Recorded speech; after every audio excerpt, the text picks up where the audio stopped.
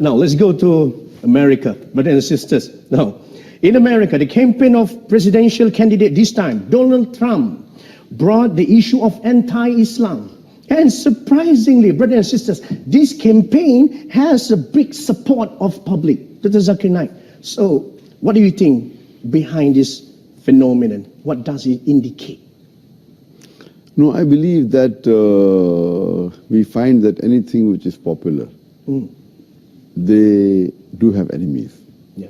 And Allah says in the Quran that every prophet had an enemy. And Muhammad Sallallahu Alaihi Wasallam, being the last prophet, will always have an enemy. So I feel that people like Donald Trump, they prove the Quran right. Allah says in Surah Furqan, chapter number 25, that there will be an enemy for Muhammad Sallallahu Alaihi Wasallam. And since Muhammad Sallallahu Alaihi Wasallam, his message is going to be till eternity, there are bound to be critics and enemies of Islam and of Prophet Muhammad. So these people are proving the Quran right. Because in spite of all these things, Islam is spreading. Allah says in the Quran, in Surah Imran, chapter 3, verse 54, Allah says, Makaru makarallah wallahu khairul makirin. They plan and plotted, Allah too plan. Allah is the best of planners. If you see after 9/11, the media war on Islam and throughout the world, normally people should think that now Islam should perish, na'uzubillah. They cannot. But we find that more people want to know what kind of religion is this. And we find that in USA alone, in a span of about 9 months after 9/11, 34,000 Americans accepted Islam. In Europe alone, in a span of 10 months after 9/11, more than 20,000 Europeans accepted Islam. So more they are trying to attack Islam, more Islam is spreading. I believe that such type of people, in the long run, it is benefit for Islam. People want to know what is this religion. And whenever people attack Islam, and you find that in the long run, it benefits Islam. All right. That's fantastic. Now, Dr. Zakir Naik, do you agree if I say that now Muslims are caught up with efforts to restore the image due to Islamophobia campaign in the West? So because of this, they forget to promote noble values of Islam. Yes, I do agree with you. Yeah. Many a time we Muslims being emotional, we fall into the trap. For example, we know what happened in the Danish cartoons. Yeah, Danish. It is wrong what they did. We found that most of the Muslim organization, they left everything what they were doing and they were concentrating on that. They were protesting. Fine, we should protest. But that doesn't mean that we stop our activity. So if an organization was suppose doing 100 points work, they focus all their attention on replying to the Danish cartoon, and out of 100, they only do 5 points work.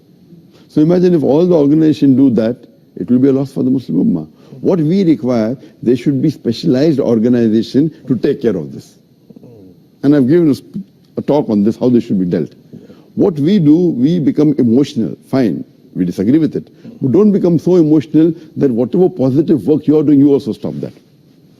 So if he's attacking Islam, we don't leave everything. You leave everything and you only go and reply to that. I mean, for example, as I told you earlier, that anyone that is popular, they're bound to be criticism on him.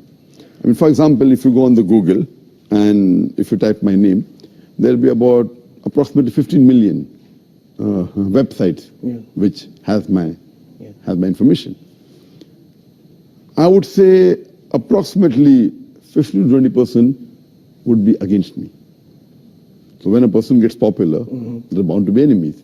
Initially, I had a perception that when anyone gets popular, the percentage of enemy remains the same. For example, if there are 100 followers, then 1 is enemy. If you have 1,000 followers, then 10 is enemy.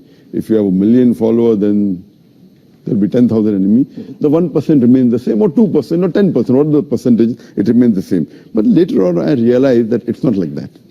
If you see the seerah of the Prophet Muhammad, when he started preaching Islam, initially he had 5 followers, no enemies. It became 50, 100, no enemies. When it started increasing, then the enemies started appearing. Today, the most popular human being in the world is Muhammad Sallallahu Alaihi Wasallam. Even according to Michael H. Hart, even according to non-Muslims, the most influential human being in the world is Muhammad Sallallahu Alaihi Wasallam. Today, if you know that there are about 1.8 billion Muslims, and maybe another 100 more million maybe non-Muslims who may be liking Muhammad Sallallahu Alaihi Wasallam, you can say 2 billion Muslims who may be liking Muhammad Sallallahu Alaihi Wasallam. But those who are against Muhammad Sallallahu Alaihi Wasallam will be more than 2 billion. Yeah. So because of the popularity, then the percentage of enemies keep on increasing.